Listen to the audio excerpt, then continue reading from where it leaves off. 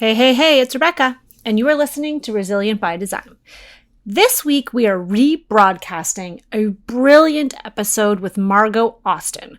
Margot Austin is a former magazine editor. She is now the co-owner of AustinSmyth Communications here in Toronto, and she has years, if not decades, I'm not sure, Margot, don't want to date you, but of experience working on editorial teams, on photo shoots, and she really has seen it all. She shares in this episode her thoughts on getting published, where you should invest your marketing dollars, and honestly, I just think it's a really helpful episode for those of us who are looking to up our marketing game. This is also leading up to our workshop. Margot is my guest, one of two guest speakers at the workshop, November the 9th. You can still get tickets. And she is going to be sharing all about prepping for a photo shoot, the styling side, how to plan your accessories, among other things, what magazines and publications are looking for from your photography, how to get the perfect scouting shots, and what that even means. So come listen to this episode and then join us for our workshop next week, November 9th. But for now, just dive in and enjoy the episode. All right. I'm Rebecca Hay, and I've built a successful interior design business by trial and error, podcasts, online courses, and so many freaking books. Over the last decade, I've grown from an insecure student to having false starts to careers, and now I'm finally in the place where I want to be. Throughout my journey, it's been pretty obvious that I'm passionate about business and helping other entrepreneurs do the same. Each week, I'll share tangible takeaways from my own experience and the experiences of other badass women to help you build your confidence and change your business. Ooh, I am here with Margot, having a fangirl moment. Not gonna lie. I'm really excited. Okay, let's just dive right in. Margot, why don't you introduce yourself? Sure. Thank you for having me on the podcast. My name is Margot Austin, and I'm a Toronto-based creative and multi-hyphenate, I think I would say. So I do many things from styling to PR and marketing communications, website creation for designers, social media coaching, writing, stuff. Lots. You do it all. All in one package. I've just got to, honestly, it all comes down to storytelling and words and pictures, which is kind of my lifeblood, right? Okay. So it's all about design and putting together beautiful words and pictures. So. And you know what you're talking about because you have a past working in magazines. Do you want to mention that maybe? I do, yeah. Like I call it my first chapter in my career, and it was a long one. So I spent over 20 years actually working in magazine journalism. And I actually started out at TV Guide, of all places, like when it was a print magazine, when there were enough channels to fit in a print magazine. It was my first job. And I always joke that, sure, I went to university and stuff, but the reason I got my first job was my extensive knowledge of TV and the fact that I watched tons of TV as a kid. So yeah, I was super interested in all things kind of pop culture and lifestyle at that time. And I was really happy to be working in magazines. And I went on to work at Canadian Living and Images magazine, which was a fashion and beauty magazine that Shoppers Drug Mart used to put out. And that was actually my first love, was fashion journalism. And I really wanted to, that was like the kind of the ultimate goal. And then it was actually when I was at Images that I switched from being super obsessed with fashion and beauty and all things to being more interested in the home and how design translates to the home. And I think that was kind of coincided with like where I was at in my life as well. Cause I met my husband around that time, and he was an antique dealer. And so he was very interested in home and decorating. And then we bought our first house. And so, yeah, I kind of naturally, moved over. And so then that was when I worked at a Home Depot magazine for a brief time, and then into Style at Home and then House and Home. So that was like the the magazine journalism part. Yeah. And I'm just going to add in there for all of our American listeners, if you're not familiar, I mean, House and Home is in the US, I think. Yes, it absolutely is. Yeah. But it is like Style at Home and then also, but really House and Home. We love all of our publications up here, but it is kind of like the creme de la creme of Canadian interior design publications, is it not? Yeah, absolutely. Yeah, those are the top two for sure. And yeah, definitely. And you were editor.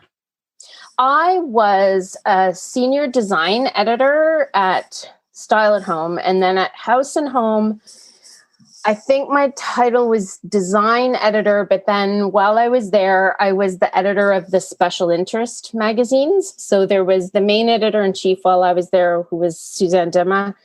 And so then I was handling like the special issues, which would come out, a couple times a year, and it would be either makeovers or kitchen and baths or those kind of special focus issues. And so I was the editor of those, as well as being on the main staff as well, producing photo shoots, going to homes, doing stuff in studio, all that jazz. Oh my God, such a glamorous life. It sounds so fabulous. Oh my gosh, I just have come off a 2-day studio shoot, and it's anything but glamour. Like my knees are bruised from being on my hands and knees on concrete, laying down like fake flooring in the studio, and my hands are just ripped to shreds from like all the DIY projects I did leading up to it. So it doesn't feel very glamorous, but it is exciting. I'll totally give you that. Absolutely. Not like The Devil Wears Prada? It's a lot of the schlep, right?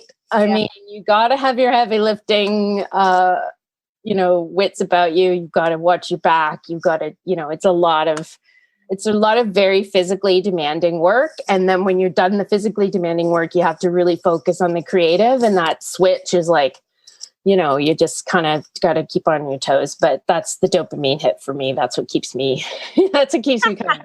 Right. I imagine it's also extremely fast paced. Like, I don't know how magazines churn out an issue every single month. Like, I can't. Yeah. It's funny because I have worked at quarterly magazines and weekly, quarterly, and monthly magazines. And so it's really interesting. There's a total difference in the pace, but they all have like a set routine where certain things are done at certain times. And that's what, you just work to that. And sort of, that's just the nature of the business. I mean, I think like it's now that I'm freelance doing styling and doing other things, those gigs are much more quick turnaround, because usually you get a call like, I don't know, a week, 2 weeks before, and you got to kind of turn around like 4 fully realized room sets, and get it all there, and logistics and all that jazz. The magazine stuff is a little bit more long-term because there's quite a bit of planning. There's so much planning goes into making a great magazine issue. And that's a thing that I think is one of those behind the scenes things that maybe some people don't realize, is that, the thought process that goes behind like those, 4 or 5 houses that are in the main section. There's quite a bit of like planning and work that goes into making sure that mix is right. And so many people have a hand in that, it's really, it's quite a process. Yeah, it's why, like, designers, I think the very first time that I was published actually was Style at Home. I don't know, you weren't there then. And we got the cover. I was like, it was blown away. It was so exciting. My first time was this blue kitchen I did. Blue kitchens, so over it. But it was so interesting because I knew I was going to be in the issue months prior. Yeah. And that was my first experience. And I remember thinking like, oh, I have to wait. Like, I am not a patient person. Waiting, especially when it's your first feature and you're like so excited and you're waiting. And it just made me think about how much in advance they have to plan to, get it all laid out and go, I don't know, all the things that need to happen before it goes to print and then it lands on your doorstep, right? Yeah, for sure. I mean, when you're in Canada, when you're talking about seasonal shooting, that has to happen a year in advance, because if you need snow, you can only get snow a year before, because otherwise it's August, right? Like, so the ultimate deadline for an issue is pretty much about 6 to 4 months ahead of when it's on newsstands. So yeah, when you're talking about those winter issues, their final deadlines are July, August. So clearly you can't be getting like houses with views out to snow at that time. So you have to get those all in the bank and shot the year before. And same likewise for cottages and any fine weather stuff, any exterior stuff, that all has to be at least a year in advance. Yeah. And then of course there's some of the like sort of the scramble to do some of the other types of stories that don't require views or real snow that happen, in a studio, but you're still out there on the market running around trying to find fresh boxwood and like any kind of floral that's going to look like holiday at all. Sorry, in August. So stressful. I couldn't do that. Oh, listen, you manage a whole design firm. Yeah, I guess we can do whatever we put our minds up to. Yeah, right? I think we totally can, and that's where we're at right now. It's just like absolutely, and again, it's all sort of part of the the rush of it all, I guess I would say. So that's sorry to interrupt. So that's one of the things like I really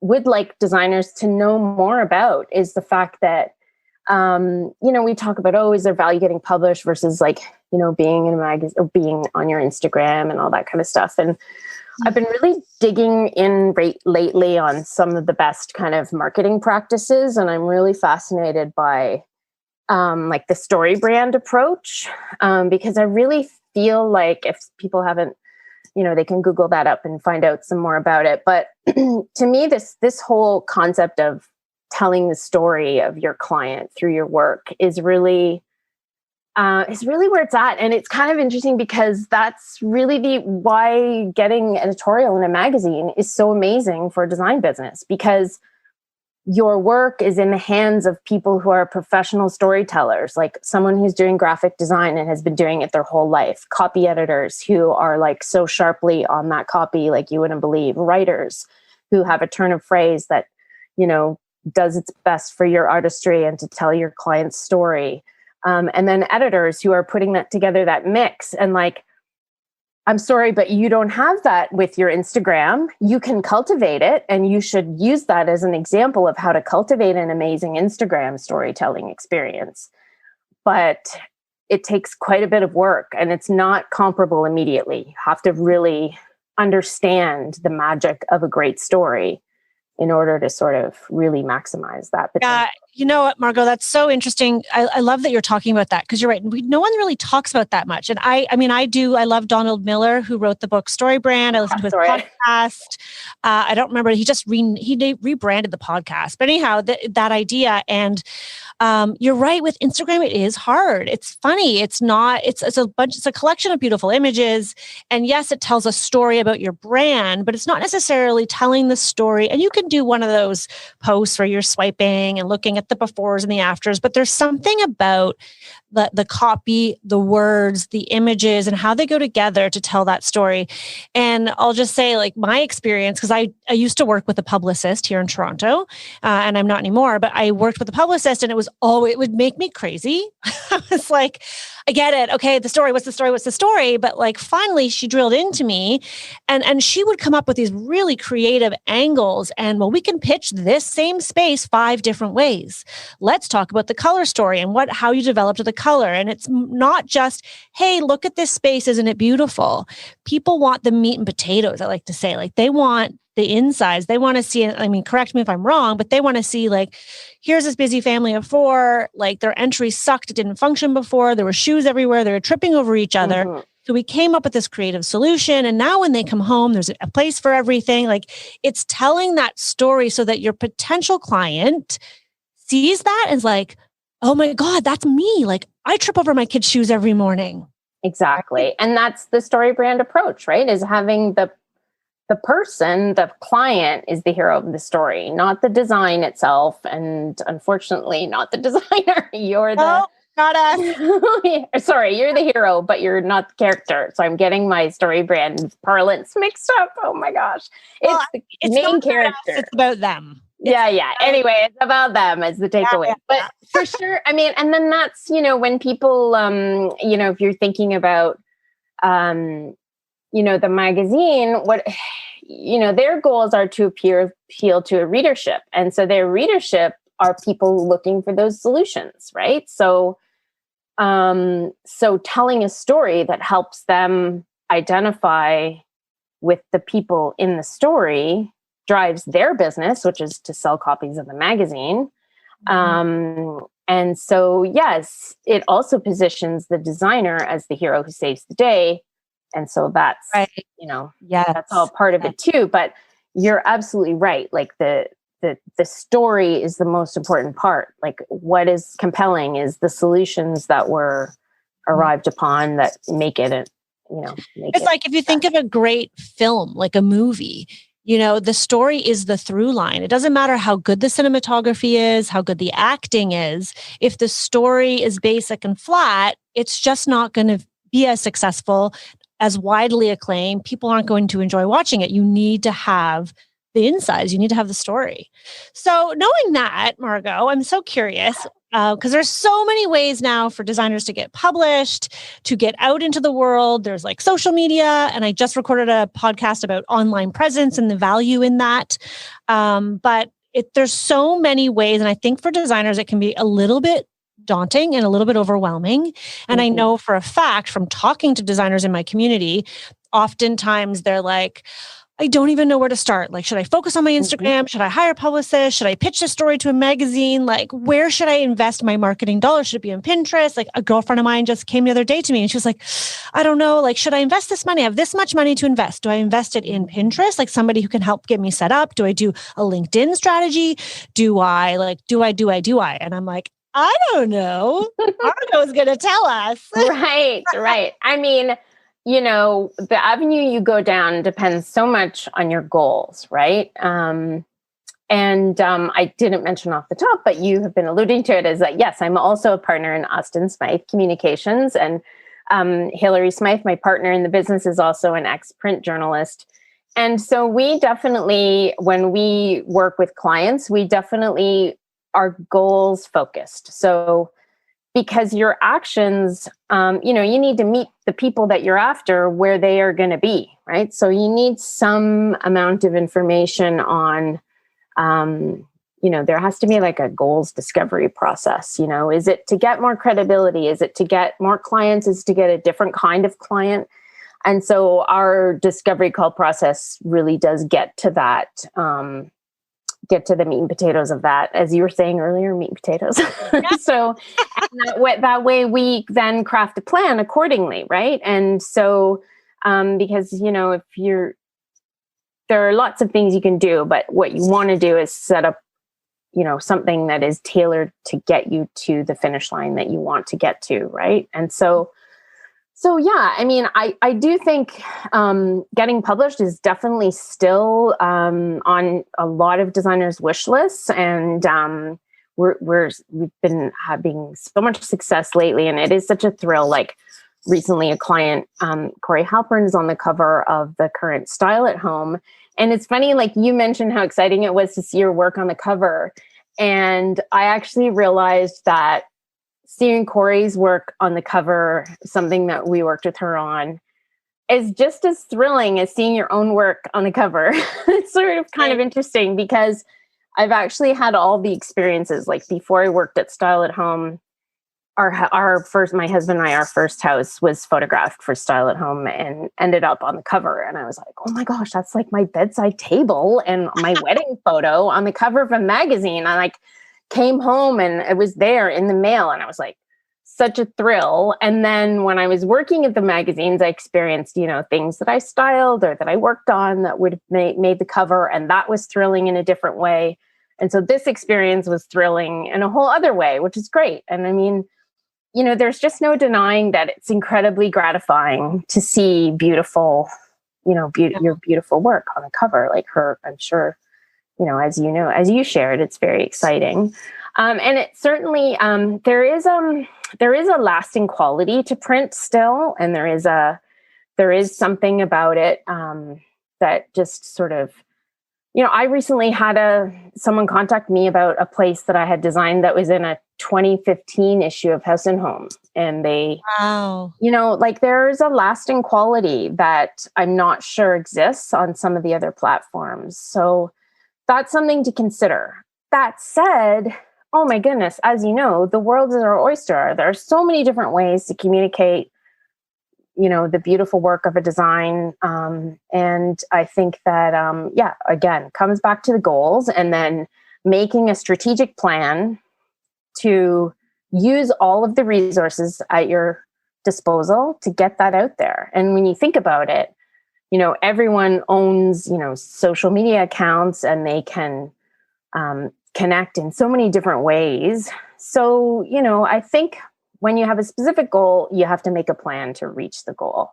Yes. And that's good. Now though, but I will say on the other hand, it's like, I also don't love the idea of being someone who sounds like, if that sounds so burdensome, like, I do think there's a certain fun factor, right? With things like Instagram that doesn't always have to be like, I don't know, this huge beast that you have to slay. Like sometimes it is just fun to have something pretty and you know what I mean? Like I don't like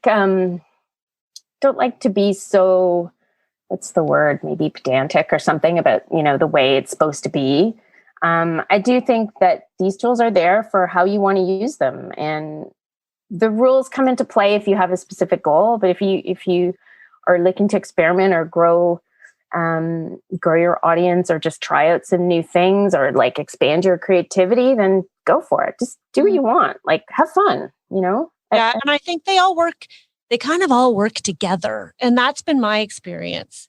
Yeah, absolutely. You can't just invest in one avenue and think that like your brand is going to explode and you're going to attract all the ideal clients and you're going to get all the credibility in the world. Like it takes time too. Wouldn't you say? Like we've been published loads, and it's only now, like several years later, that we're really, the pandemic's helping give everyone a push, but we're finally starting to like almost like reap I don't know what's the word, when you're like trying to like, you work so hard, you work. Now finally people know who we are, and they're reaching out to us, and they're reaching out through Instagram, and they're saying, I saw your Instagram, I saw your feature. Oh, I have this magazine from last year, like just to your point. Yeah. Right? And typically what I've experienced, and I can only speak from my own experience, is that they often come to us having seen us and at multiple touch points. Of course. So it's like my neighbor mentioned she followed you on Instagram, and then I saw your Instagram and I remembered I've seen that space somewhere before. I was like, right, that was in the Style at Home. I loved that. And I tore it out and it's up in my whatever vision board thing. And then somebody else I talked to says they actually like worked with your like it's always weird touch points. 100%. Because people always say to me, like, or they ask me often, well, does getting published get you work? And to me, that's a cynical question. I feel like you're coming at me already with that, with an expected answer. And I often say, well, not directly. It's not like somebody sees my Style at Home and then picks up the phone and says, I saw you in Style at Home, I want to hire you. Now that can happen, but I don't think that is happening to every designer every time they're published. No. It's the multiple touch points and getting in front of people. And like you said, Margot, I love that you said that, planning and setting goals, because I talk so much about that, is what do you want to get published for? Or what do you want to get out into the universe for? Like, are you trying to attract a certain type of client, like in your local region?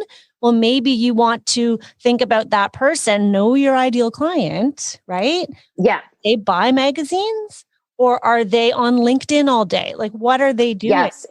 Exactly right. And that's what I was saying, is you have to meet, if that is your goal, then you want to meet them where they are. Like maybe you're thinking outside the box and donating a 2-hour consultation to a local private school's fundraising campaign because you'd like to, have a foothold in that community of parents, right? And who live in the types of homes that you want to work in. Like, there are definitely multiple, ways to kind of work that. And then local publications, as I think you were mentioning as well, is like, not just like the big nationals, but local even newspaper articles or that sort of thing. But you're absolutely right. The multiple touch points thing is just a reality of marketing for every business right now. I mean, there's the sort of known marketing rule that people needed kind of 7 interactions with your brand before they were going to make a purchase. But now I've done some reading saying that's now up to sort of 20, 21. Maybe I even heard one that was like 40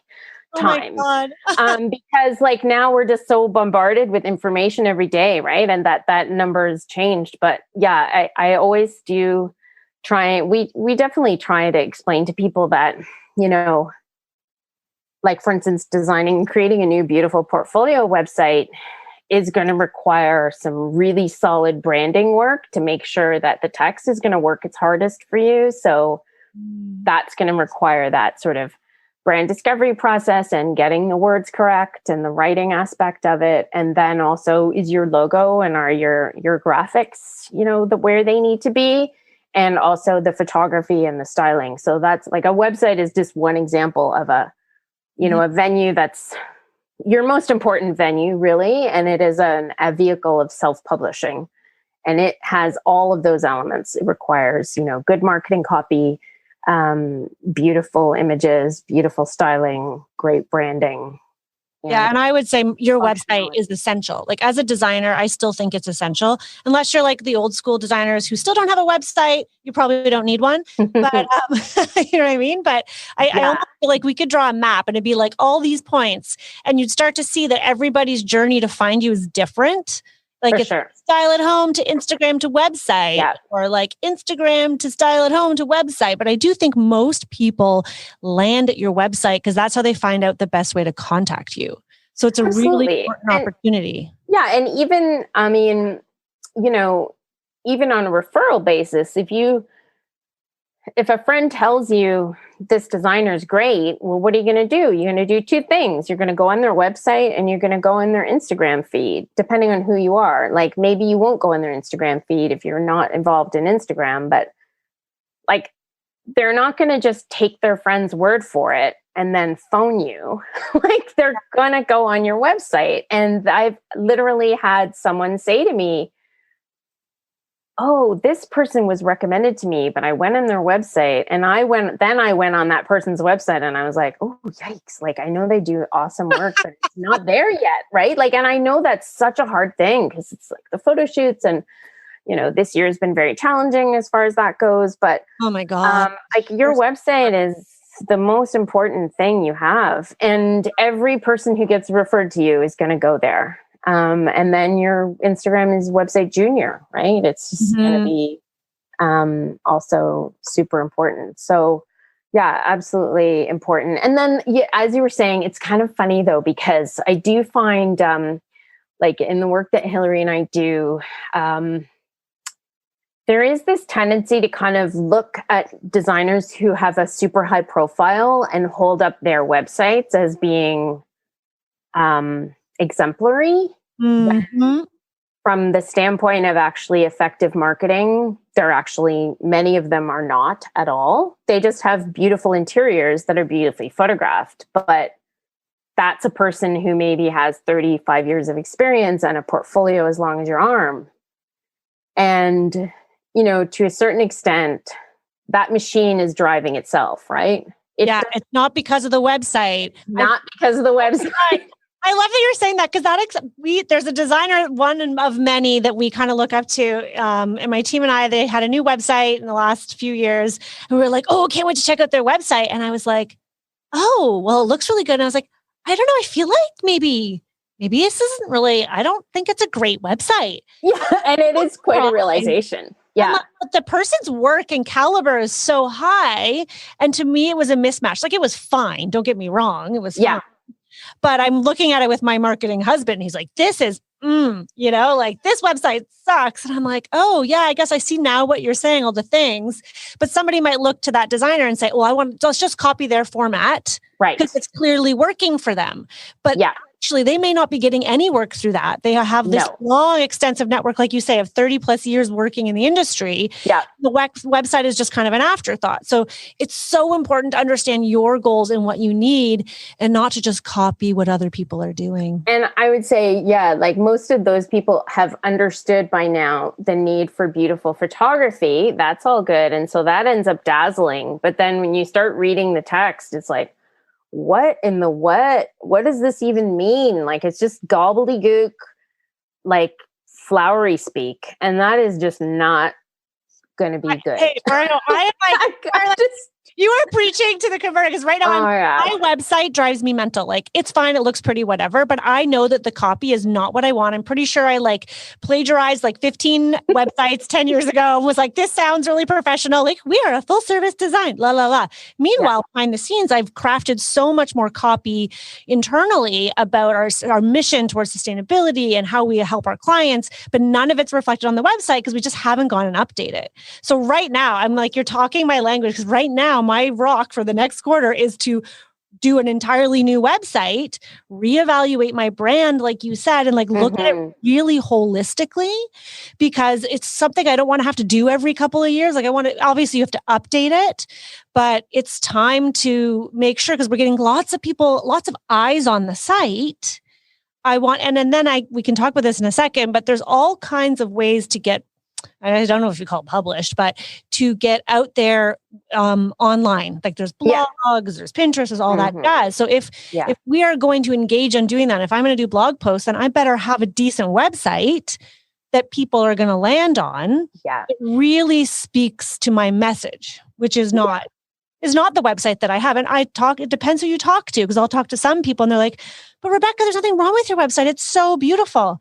I'm like, you don't get it. You don't get it. I'm like, yes, it's beautiful and it's nice, but it's not sending the message I want it to send, which that person probably doesn't know, right? Sure. And I mean, I think it's a living document. It's a living, breathing piece of your business that continually, I mean, not to freak you out because you're like, I just want to update it every couple of years. I'm like, no. Every couple months, get in there, get doing some stuff. Like, and then same for Hillary and I with our AustinSmyth website. We've noodled around with a few things. We have some larger initiatives planned. Like, for instance, we don't yet have a section where we show all of the published work from our clients and that sort of thing. So, that's as a marketing and PR company, that's an essential element. And so, that's also on our to-do list. So just to say that, it's a living document, and constantly, jumping in and kind of taking a look and making sure it's still relevant. And as you take directions, like I know you've been working on a lot of sustainability efforts lately, it's really important to communicate that as being a core part of your business. So definitely. And that's going to happen naturally with every business. You may decide to want to specialize in, vacation home design or that sort of thing, in which case, rejig the portfolio to put those projects, give them more play and all that kind of stuff. I just think, like, the more a website kind of lives and breathes and evolves, that the more compelling an experience it's going to be. And then your SEO is a bit better too. But and also, like, us as designers, business owners, we're changing and evolving. So, like, the type of design I want to do now is not the same as the design I did 5 years ago. We do update our site, just to be clear. We do update it, but we've kind of let it slide, knowing that we want to do a big overhaul. Sure. So we're like, we're not going to update this. Too, right? The bigger those get, the more you do have to devote, like, get the time blocking going. And it's like a renovation. Well, I'm not going to bother updating the kitchen because I know I want to do the whole main floor. And then you just sit there with the same ugly kitchen for like years. So many parallels. Yes, many parallels. Exactly. But it's so interesting, like, hearing you say that, because when you talk about the photographs, and if you are pivoting, I know one of my students recently decided to pivot his entire business away from interior design towards staging. Mm-hmm. So it's like, okay, well, now you need to tweak your copy on your website. You need to showcase photography differently. And for us, I went to Vera, who manages all the marketing for me. I'm like, you got to get those projects off my website. Like, I don't want people to come to me for that older work because A, it's not the caliber and it's just not my taste anymore. Right. And so I evolve it. Yep. Absolutely. Yeah, totally. So I'm curious your thoughts on that. Like, so there's traditional publishing, which is like print, getting your work published, which I think every designer still strives for. I think we are one of the few industries who really we do revel in print. I think just because there's something about seeing your space, like you said, like your bedroom on the glossy pages of a yeah. And then you can frame it. I think I have my first one framed. Oh, dear. That's so good. Yeah, framed. So good. But now I'm curious because now I'm seeing more and more people getting featured on blogs like Apartment Therapy or New York Times Online. Like, where is there value in that? What are your thoughts on that type of publicity? I would say one of the most valuable types of publicity that you can go after right now, if, other than print, we're acknowledging print is print, is video. Like, if you can get video, of, walk through space. Video is king, as they say, in all worlds of content right now. And I think you're well along that line, because I know that you do a lot of video capture on the things that you're doing. So definitely, if you can get any kind of video content, would be great. The House and Home video team does an incredible job of on their channel, and their YouTube viewership numbers are amazing. So, but that said, YouTube is YouTube. So it's accessible to anyone who wants to sort of, get it set up and go for it. And so, you do some research into, I think probably YouTube now is at the point where it does require a level of polish. Like, I think it does require professional equipment and people with skills to kind of make it, it's not quite as brash as it used to be. So I do think if someone wanted to kind of create that, the great thing about that is then you've got content that you can embed in your website. So it goes back to your website discussion about having, external links to content, which is great for your website as well. But then as far as like other venues go, like blogs and all that kind of stuff, I mean, as you said, multiple touch points is the goal. So, and, there is a certain amount of truth to the no publicity is bad publicity. So even if someone's doing a story on home offices and you happen to have, like, even if it's an occasion where it's a single photo that gets used, like there's a website in the States called Hunker Home, and sometimes they do those kind of amalgamation stories. So reaching out to someone like that and putting them in touch with you and having them see your website may be a way to sort of get them, interested in a single image on a, bedroom design story or something like that. It also gives you something to shout about, right? It gives you something to talk about on your video channels. It works to your credibility. It works to that multiple touch points goal. And it opens you up to new audiences, right? Like, the people who are following me on Instagram are certainly quite different could be a huge different segment of society than people reading Apartment Therapy or, and then LinkedIn, as you mentioned, like, a large segment. It's weird. Like, I think a lot of us who are sort of in more creative venues, we don't realize how integral LinkedIn is to so many other business segments. And those people are people with money to spend, and they want to spend it sometimes on their homes, and even more so right now. Mm-hmm. So meeting them there, and also connecting on like apps like TikTok or Clubhouse. I mean, gosh, there's all kinds of a little bit. It can be endless. I'm like, I opened LinkedIn last night for the first time in 6 months, only because my husband's friend was like, why doesn't Rebecca accepted my LinkedIn request? Oh my gosh. Like, dude, I just don't even open the app. It's like, I can't, like, I feel like I've had to kind of, at one point I was like doing all the things. I had the YouTube channel, and it was too much. It's too much. To do all of it well. Yeah. And so I just decided I needed to pare it back. It doesn't mean you can't expand. I hope to go back to the YouTube this year, but I can only spread myself so thin unless you have someone to do the things for you. Yeah, absolutely. And I definitely recognize that too. But sometimes you need to dabble in them a little bit to learn where your best fit is and where your best payoff is, for sure. I mean, yeah, I also got an email today saying 64 new updates you haven't read. I'm like, oh, okay. I guess I haven't been on in a little while. But I hear that there's like they have video now on LinkedIn, and they have stories or something like that as well. So platforms evolve, and so sometimes being on top of those kind of developments can change what that is for you. Like maybe now it's interesting, whereas it wasn't for the previous 10 years or something. Mm-hmm. But certainly, definitely trying to get any kind of multiple touch points of kind of exposure is great. And, it does help you have something to sort of broadcast on your own channels as well. So, yeah. And one thing I want to circle back to that you said part of it, I don't know, you didn't say it in these words, but like the idea of bragging rights, that sounds so bad. But when you get published, 100%. One of the things that I would remind people to do when you do get featured in something, or you've done a video of your own, or whatever it might be, you need to share it with your audience multiple times.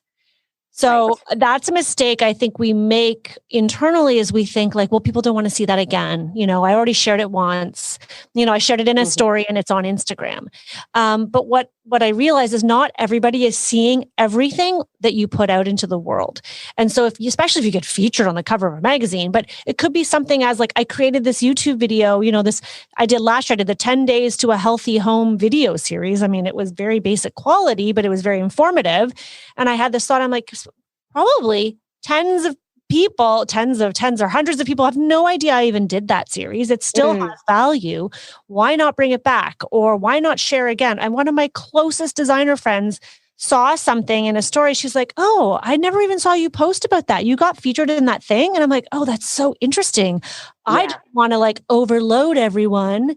And in the end, you put so much effort, or you work with someone like AustinSmyth, or you put the time in yourself to get featured, and then you don't take the time to get the word out about the feature. So I think it's something, I don't know, I'm curious what you think about that, but I do think that I sometimes don't share as much as I see other people doing, because I don't want it to be too like braggy or like, look at this. But at the same time, it's like, yes, I'm trying to attract clients. Yeah. Hello. I do. I definitely have some thoughts on that. And at AustinSmyth, we definitely advise people a couple of really important points.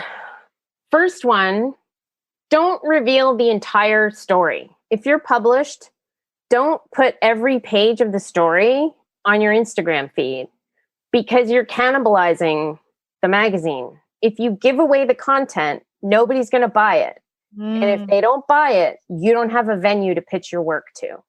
So that is a major challenge for publishing outlets right now, is trying to have some degree of exclusivity in order that their product, a published magazine, is a desirable product for someone to spend money on, as opposed to people picking up their phones and just scrolling mindlessly, right? Like you could do a sneak peek, or yeah, absolutely. So if you're on the cover, obviously show the cover. Then I would say the other thing to do is the opening spread, right? In a beautiful in situ shot. And I wouldn't show the individual images until the issue is off the newsstands, because like they need a chance to sell their product. And if you value being in that product, which you clearly do because you're excited about it, then be a team player and build that product and build the excitement and tell your audience to go buy the issue, and be excited about being in the company of your peers who are also in that issue, and build them up. And build a community, because the more you build the community, the more that those venues are around to build you back. So that's one of the most important pieces of advice we always share. But you're right, like multiple ways of doing it. And there are lots of clever ways, as you say, with sneak peeks and, a picture of you in the room holding the magazine where you're in the room. Like that is gold as well, that sort of thing, where it's like, there's like a real personal connection with it as well. Mm-hmm. Yeah, that's some of them. Good. That's really great advice, because I mean, I've probably been guilty of it. It's been a while since I've done something like that, but I only see other designers do that, where it's like, swipe through this post and you can see every page I'm featured in. So it's like, you're right. I could just zoom in, check out the pictures. I don't need to buy the magazine. And I've also seen designers post like every image from the magazine over the course of the first week it's out. Right. Why am I going to buy that magazine? And also, like, why did you wait this long for the feature to come out and then just plop it all out onto social? Yeah. Like, you waited all this time and get people to get the magazine, take pictures with it, share on their social, that type of thing. Oh, that's really great. That's really interesting. Literally, like these venues are not going to be around if the content is not like in any way like special and desirable, right? And so we do get people like clients are like, but so-and-so has posted all their images. I'm like, yeah, that's fine. We don't advise it. Because we come from that background, and we know that the importance of that magazine is that there is, any of the magazines is there is some degree of, you want to be able to walk up to a newsstand and pick up the copy and flip through it and be like, oh my gosh, so beautiful. I've never seen any of this before. I'm going to go and spend money on this, right?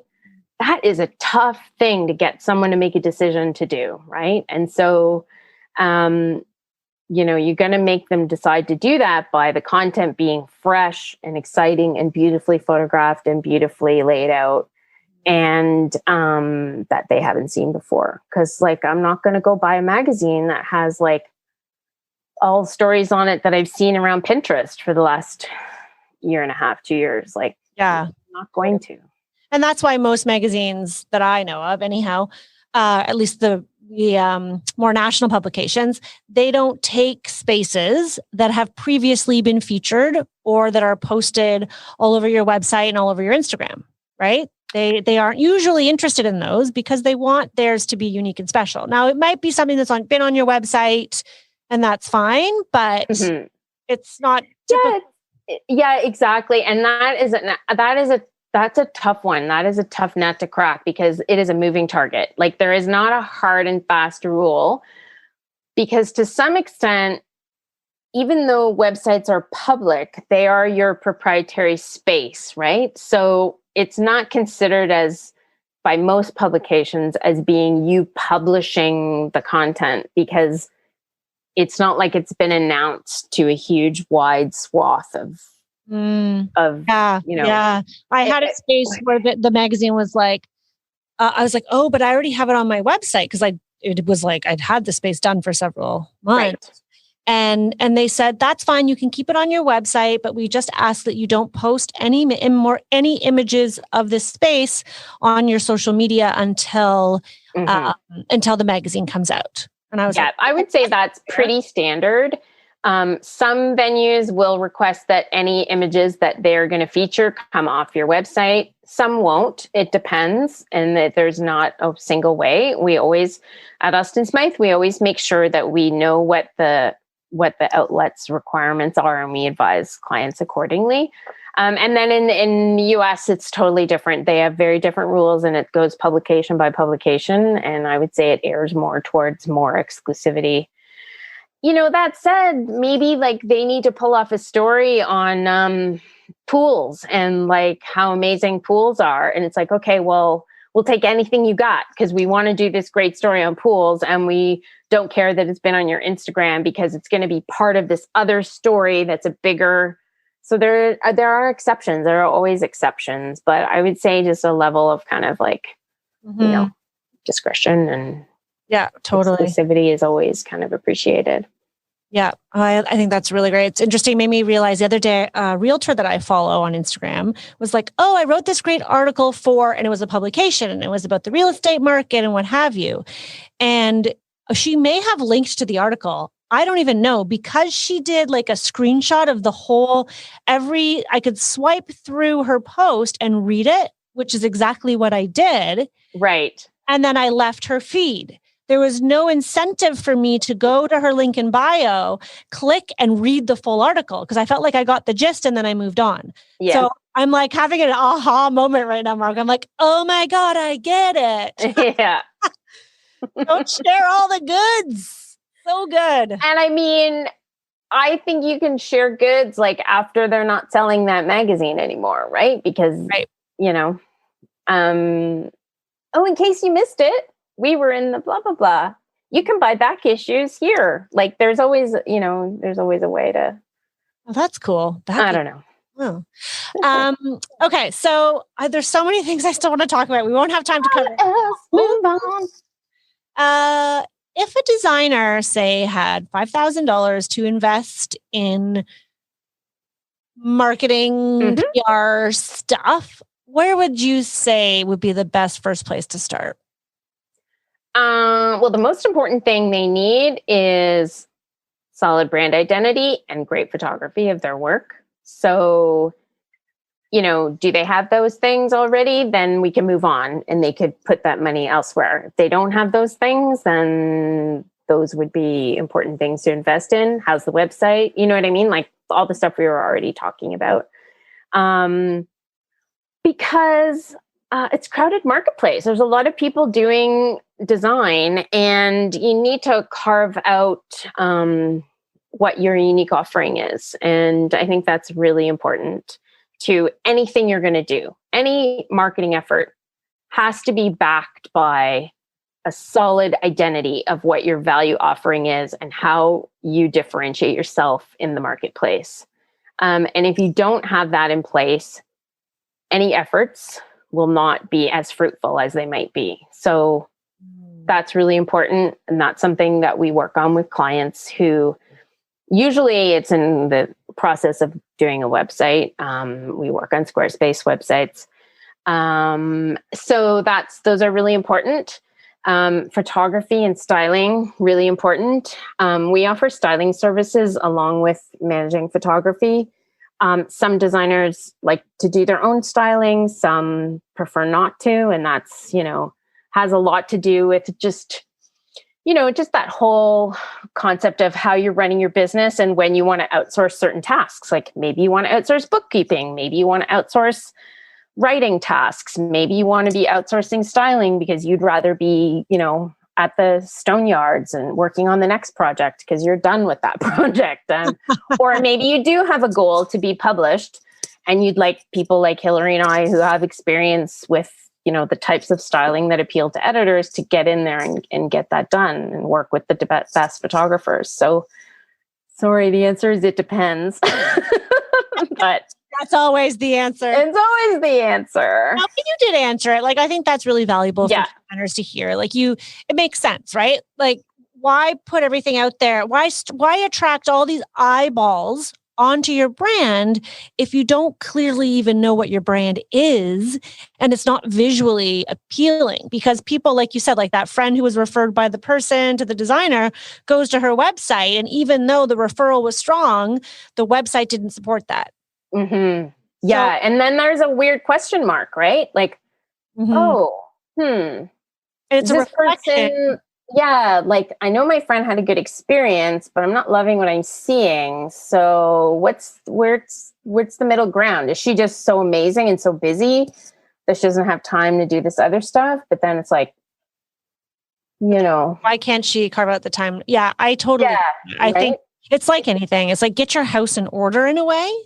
Like at least the bare minimum, like some professional photography. So maybe you need to hire someone to help you with the professional photography because let's be honest, it's a lot of work too. Like I do not enjoy, when I first started, it was really fun because it was a novelty, right? And I would spend so much time styling and I would shop the city and I'd get all the things. And then over the years, if I look at my photography where it was me styling, the quality, in my opinion, of the photographs was nothing to do with the photographer, kind of went down a little bit because I was like, oh, why did I put that mug there with that? Like I just started to lose interest. Very time consuming. It is not my specialty. And I think it's okay for designers who are listening to hear that and say, and like, it's okay if you are not passionate about those finishing touches. There are people like Margot or whoever in your city that can help you, who can help coordinate the photographer, find a great photographer that fits with your style. I would imagine you help with that. And then literally shop the city, style the space, and then pack everything up and take it away for you. That's right. Hello. And sell some of it to your client. Yes. And because your client's been like dragging their heels on doing finishing touches, and that's making you crazy, and you just want to get it done so that you can, close this account and move on. And then we bring a whole bunch of stuff, and then your client's like, "Oh my gosh, the photos look so beautiful. I'm gonna take that and that and that and that." And then bonus. Amazing. Oh, that's good. I didn't know that. So like you Right. things that they can buy. Yeah, absolutely. And then the other thing, is just, I guess before AustinSmyth, like in some of the different freelance stuff I've done, I did do some freelance work with designers on that accessorizing layer of, so that's like a little bit where there wasn't necessarily a photo shoot happening. It was just, supporting designers on making some selections that, because you're so right. By the end, we're all like, a lot of us, I won't speak for everyone. We're like, yeah, we're over it. We're like, everyone, new shiny object over there. Can you please just like stop calling me and bugging me for like one more picture frame? Like I'm done. Yeah. And everyone has a different level of, interest and then some people have people, like if they have staff members on staff, they're not a solopreneur, then they may have people on staff. They may have staffed their office with, someone who's really good with CAD and someone who's amazing with styling and someone who's, that's all good. But I did want to also take a minute to acknowledge the fact that not everyone, when they're in the earlier stages of their career, can afford to hire a professional photographer. It's super expensive. And I don't want to negate that it's worth it, because it totally is. But if you look at people like Studio McGee and Leclerc Decor, both of those companies rose to astronomical heights of success. Both of those companies started by shooting their own projects themselves. They they bought equipment. They taught themselves how to do the best quality of photography they could as non-professionals. And it was enough to, send them out into the stratosphere, right? Like when I was at House and Home, I remember calling Shay McGee and like, it's just their cell phone. And he's like, "Oh yeah. Like, and what's the other? Sid. Yeah, Sid. So Sid would answer and he's like, "Oh yeah, no, Shay shot that one and it's her mom's kitchen. And okay, we'll email you the shots." And it's like, they were very grassroots and now they're like freaking in the stratosphere, right? Getting like bought out by VCs and stuff. So it's in your power to do it. It's just that it takes time. It takes more time, right? When you have to do, like if I have to change a faucet myself, it's going to take longer than calling a plumber, but I can do it. It will take me forever. It will never. Right? I can find out how to do it and I can do it. Do I choose to do it? No. Will I need to do it sometime if maybe I don't have the funds? Sure. Then I'll just go and do it. Right? Like, I think, you can take amazing shots just with an iPhone, and they're certainly good enough for Instagram. And some of them are even good enough for a website. If you really know what you're doing and you can really use that tool to its best potential, which most people don't. Most people grab a quick shot, but we know that Apple has done whole ad campaigns around shot with iPhone, right? Like it exists out there. The knowledge is out there. So if you really are feeling pinched, dig into some serious Googling and YouTubing and equip yourself with all the essentials. And, that's kind of taking great photos is one of the components of our social media coaching that we do for AustinSmyth, because it is really such an essential aspect of that. What would you say? Yeah. What would you say about like number of shots that you need per space or per room? Because we see influencers who maybe aren't really even designers yet, and they have like hundreds of pictures of the same room from like a million different angles. Is that something that you would recommend for someone who's starting out and who doesn't really have a portfolio yet?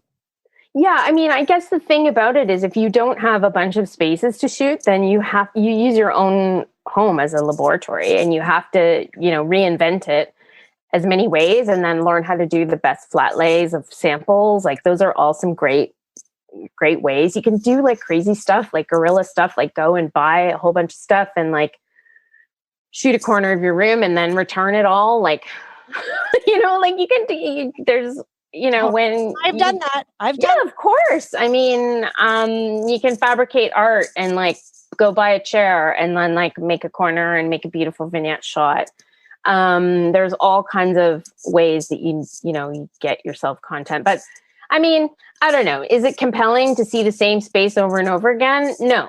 It is compelling if there are changes that are notable, and if that is a way to show your skill and your offering, right? Like that's what I say. And I mean, kind of on that note, but one thing we've noticed is there's definitely a difference between designer run photo shoots and photo shoots that are specifically for the purpose of, sort of more of an editorial angle. Because we do find that sometimes there's this desire to try and capture like every nook and cranny of a space, which is just not necessarily. You put so much blood, sweat, and tears into every detail. I totally am guilty of that. Yeah. And I get it. But if you're going to do that, then you have to invest in 2 or 2.5 days of photography. Because here's the rule. Really don't count on getting more than 13 to 15 quality photos in a day of professional photography with styling the spaces as you go. If you're getting more than that, the last 5 are probably garbage because they're happening after the sun's gone down and there's no good natural light. And so don't bother. You're spending money on photos that are no good. So just don't do it. Like that's one of my hugest pet peeves is when people are like, oh yeah, we're going to get 30 shots in a day. I'm like, you're going to get 13 good shots and the rest is going to be garbage and you're going to have a terrible day. So like really it's so worth it to get good shots because if you think about all the work, like it's a year, more than a year sometimes you put into a space. Why are you running around like a mad person trying to get all the shots and like photographers losing their minds trying to like light a powder room and shoot it like 5 ways from Sunday? No, like just you are not doing yourself any favors and you are not helping with your work look its best. Like really that's what it comes down to is trying to make sure, take the time to get it right and do it right. And really don't task a day with more than 13 to 15 shots. If you want more, book more time. Would you say plan out those shots as best you can in advance? 100%. Yeah. Plan in advance. You want to know the exposures. Like, is it south facing, east facing, west facing? Share that information with the photographer. When Hillary and I work on website or photo shoots for our clients, we're really taking care of a lot of that planning process in consultation with the designer. And again, I'll say this word again, it comes back to the goals. What are the goals?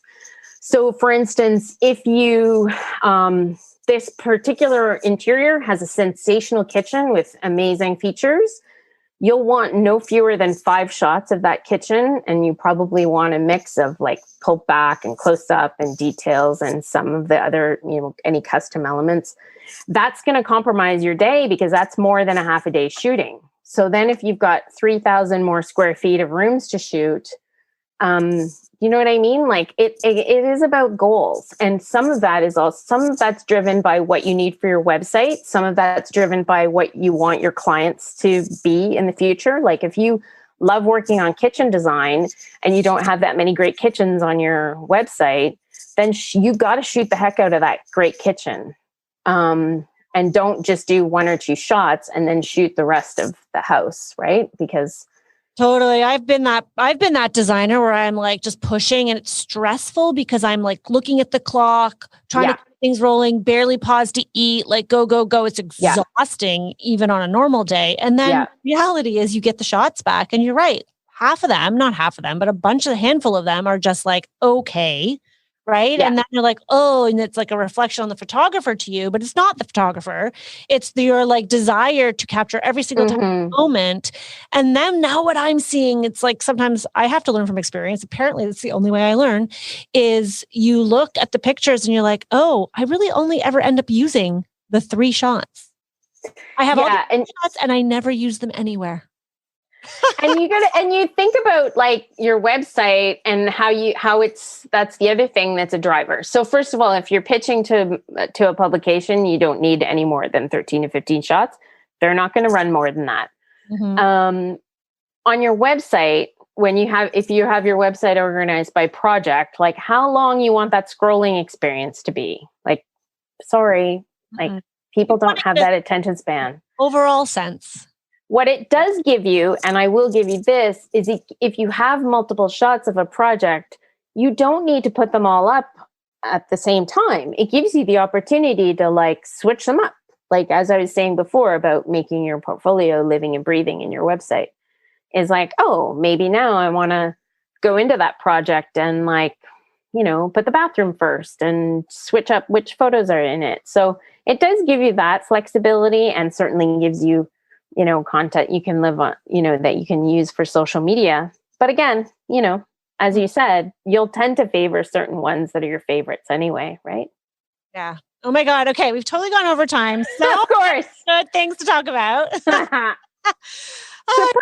I love talking about marketing. I feel like I miss my calling in some ways. I feel like I should just gone into marketing. I do love design, but I'm so like, I get so fired up and excited about learning about strategy and marketing and all that stuff. So I'm like a sponge. I love it.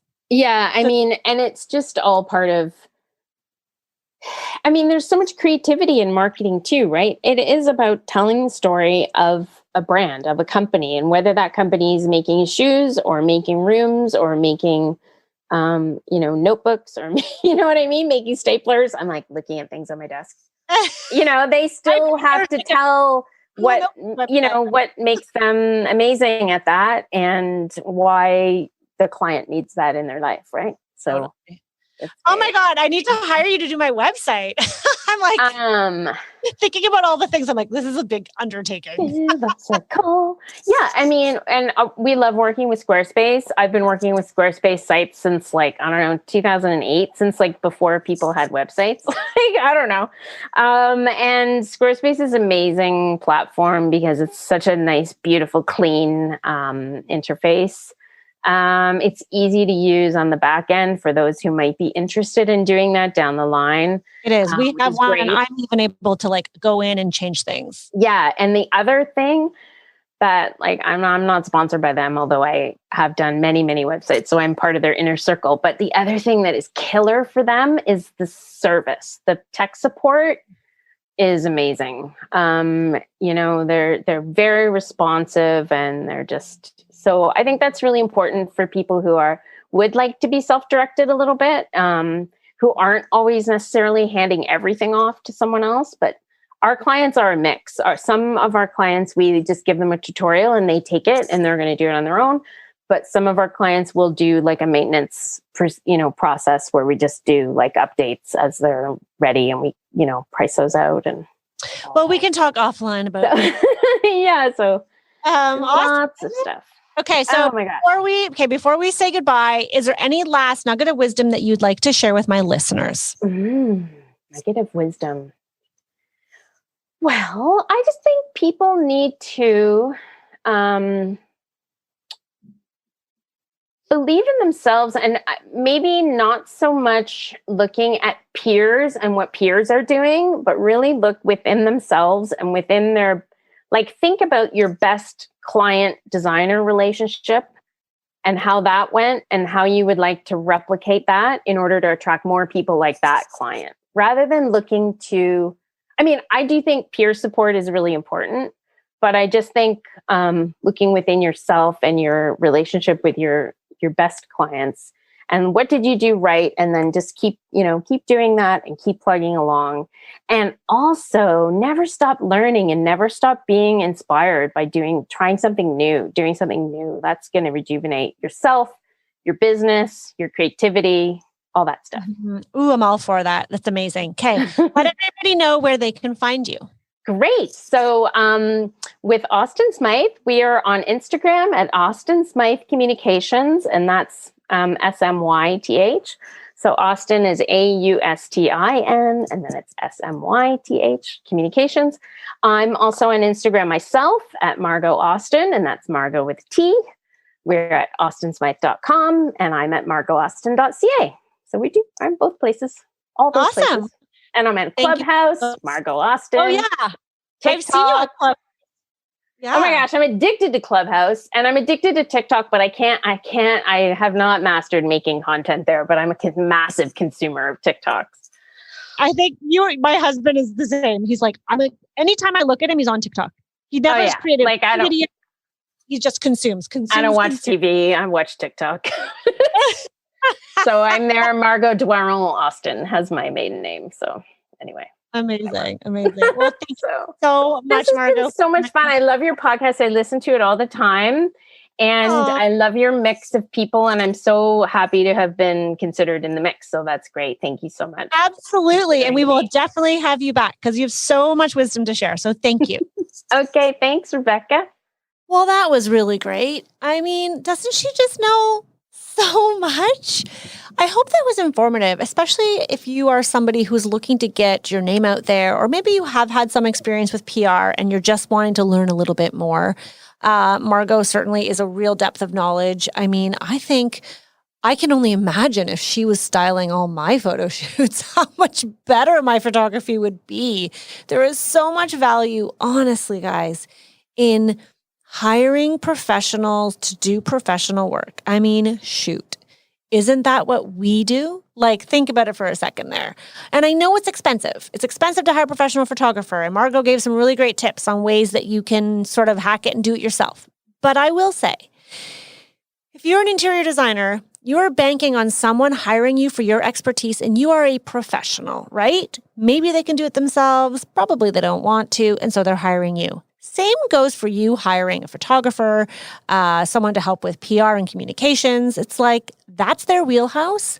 Let them take that off your plate. I think those are really great nuggets of wisdom. One story that I forgot to share with Margot that I intended to, but we just had so much to talk about, was that, like, I've always admired Margot from afar. Like, you know, when you see her picture on those glossy pages of the magazine being like, she's the editor of this magazine, you're like, oh my gosh, she is like way high up there. I'll probably never meet her. And then being at a party and like seeing her from across the room, she probably had no idea who I was. And I was like, oh my God, that's Margot Austin. Holy heck, I've arrived. I'm at the same party as Margot Austin. Anyhow, hopefully, Margot, if you're listening, you'll appreciate that story. I will rack my brain and try to figure out which industry event that was. This is clearly a long time ago, pre-pandemic. Anyhow, guys, if you enjoyed that, drop us a note on Instagram. I'd love to hear from you. Please feel free to join our designer meetup group. Maybe I can get Margot to come and do a Facebook Live in there. That'd be kind of fun. Maybe some other great nuggets of wisdom to learn from her again. And have a great day. Just want to add, guys, that you can ask Margot all the questions and learn so much more from her in our upcoming workshop. It is a workshop to help you plan and execute a successful photoshoot. What's that song? Oop, there it is. Okay, I don't know how that happened. Margot is one of my guest speakers along with Mike. Now I can't say his last name because I used to say Chajecki and I know that that was wrong. And so I'm stumped. So I'm just going to call him Mike C. But Margot and Mike C are my guest speakers and really guest lecturers as part of a workshop. It's the first ever workshop I've done. I've never done something like this. So you'll know if you've been the first of any of my programs, you know that I will go above and beyond to offer value. So please feel free to sign up to that. That's November 9th. You can get that, log into that site. I can't talk. Oh my God. RebeccaHay.com. Just go there. I'll see you there. Bye.